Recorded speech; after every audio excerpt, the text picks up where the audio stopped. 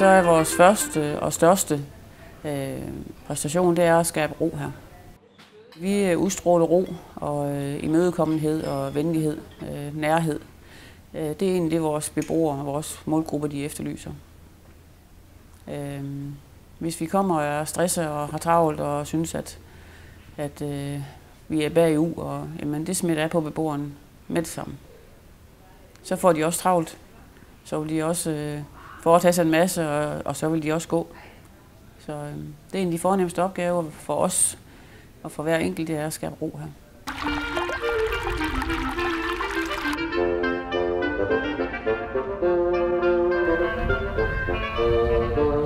Det er stor glæde for beboeren.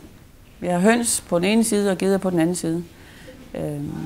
Og den tid, der går med at gå ud og fodre dem og se kyllingerne, der vokser op, og også i forhold til gederne, gå ud og give dem brød og hvad der ellers er af madrester, det er så givtigt i hverdagen.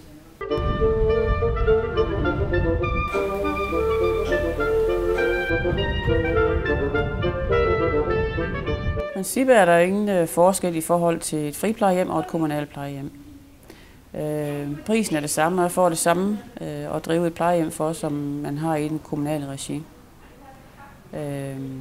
Og det gælder også prisen i forhold til mad. Det er stort set også det samme, som man betaler på et kommunalt plejehjem.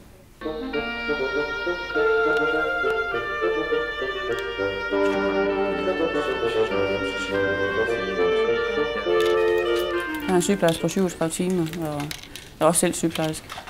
Og det er det at have en sygeplejerske her i Jytte her, det er en stor hjælp. Det er det. Der er en sammenhæng, der er en rød tråd i de ting. I forhold til beboerens pleje og omsorg, også i forhold til medicin. Der er en rød tråd i forhold til lægen, som også kommer her en gang om ugen. Så der er altid opfølgning.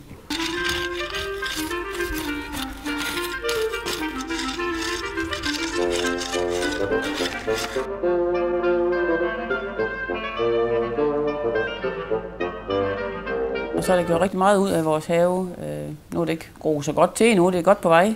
Men der skulle gerne være, så det blomster sådan lidt forskellige rundt omkring i haven. Så der er altid noget at kigge på. Specielt når de frivillige de er her, hvor de går ture i haven og går op over bakken og vi ser guldfisken, vi har i dammen.